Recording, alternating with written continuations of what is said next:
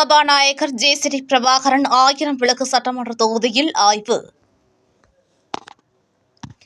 1000 விளக்கு சட்டமன்ற தொகுதியில் வெற்றி பெற்று தமிழ்நாடு சட்டப்பேரவை சபாநாயகராக தேர்வு செய்யப்பட்டுள்ள ஜே.சி.டி. பிரபாகரன் 2வது நாளாக 1000 விளக்கு தொகுதிக்குட்பட்ட பகுதிகளில் வீடுதோறும் சென்று மக்களை சந்தித்து அவர்களின் குறைகளை கேட்டறிந்து வருகிறார்.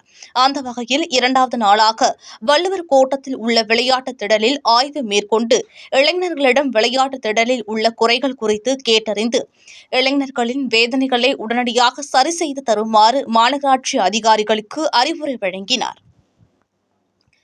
பின்னர் செய்தியாளர்களை சந்தித்த சபாநாயகர் ஜே.சி.டி. பிரபாகர் தமிழக வெற்றிக் கழகத்தில் 1000 விளக்கு தொகுதியில் சட்டமன்ற உறுப்பினராக தேர்தலில் நின்ற என்னை இந்த பகுதி மக்கள் பெருவாரியான வாக்கு வித்தியாசத்தில் வெற்றி பெற வைத்துள்ளனர். அவர்களுக்கு நன்றி தெரிவிக்கும் வகையில் 1000 விளக்கு தொகுதி மக்களுக்கு 1000 பணிகளை மேற்கொள்ள திட்டமிட்டுள்ளதாகவும் அந்த வகையில் இன்று வள்ளுவர் கோட்டத்தில் உள்ள விளையாட்டு திடலில் ஆய்வு செய்து இளைஞர்களிடம் விளையாட்டு மைதானத்தில் உள்ள குறைகளை கேட்டு அறிந்ததாகவும் அப்போது இந்த விளையாட்டு திடலில் குடிநீர் கழிப்பிடம் மற்றும் மைதானம் சமதளத்தில் இல்லாதது குறித்து இளைஞர்கள் பல்வேறு புகார்களை தன்னிடம் தெரிவித்ததாகவும் அந்த குறைகளை 1 மாதத்திற்குள் தீர்வு காணும் வகையில் மாநகராட்சி அதிகாரிகளுக்கு அறிவுரை வழங்கப்பட்டு வருவதாகவும் கூறினார்.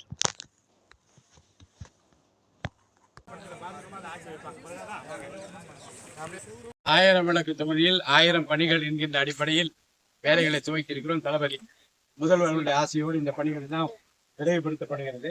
கோபாலபுரம் கிரவுண்டுக்கு போனால் அங்கே உள்ள குறைகள் எல்லாம் பேசிவிட்டு எப்படி நிறைவேற்றுவது என்று அதிகாரிகளுக்கு நான் சொல்லியிருக்கிறேன்.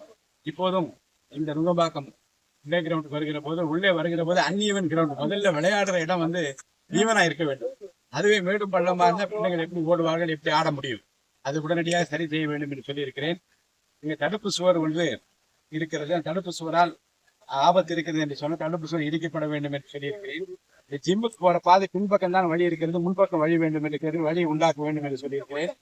சிசிடிவி கேமரா இல்லாத காரணம் எல்லாம் சின்ன சின்ன குழந்தைகள் பெண்கள் எல்லாம் விளையாடுகின்றார்கள். சிசிடிவி கேமரா உடனடியாக அமைக்க வேண்டும் என்று காவல்துறை சார்பில் கேட்டுக்கொண்டார்கள்.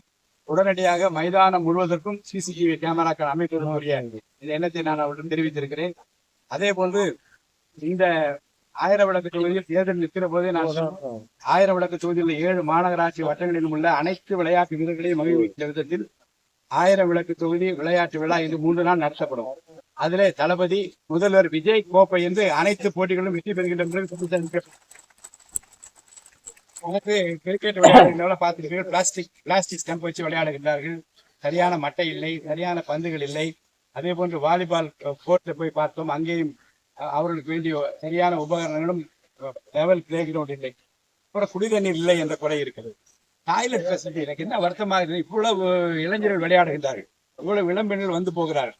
அப்புறம் டாய்லெட் ஃபெசிலிட்டி இல்லாமல் இருந்து அது எப்படி என்று அதை உடனடியாக இங்கே இருக்கிற டாய்லெட்டோட முன்பக்கத்திலேயே கட்ட வேண்டும் என்று அந்த கோரிக்கை வைத்திருக்கிறோம். விளையாடாத நேரத்தில் இங்கே வெளியார் கார்கள் இங்கே நிறுத்தப்படுவதாக தகவல் வந்திருக்கிறது. யார் நிறுத்துகின்றால் எந்த காரணம் எனக்கு தெரியாது. ஆனால் நாளை முதல் நிறுத்தக்கூடாது, எந்த தனியார் சாதனை விடக்கூடாது. விளையாட்டு வீரர்கள் விளையாடுகிற இடத்தில் தனியார் கார்கள் இங்கே இருக்கிற காரணத்தினால் அந்த கிரவுண்ட் லெவல் இல்லாமல் போய்விட்டது என்று சொன்னார்கள். அதை உடனடியாக நிறுத்த வேண்டும் என்று நான் கோரிக்கை வைத்திருக்கிறேன்.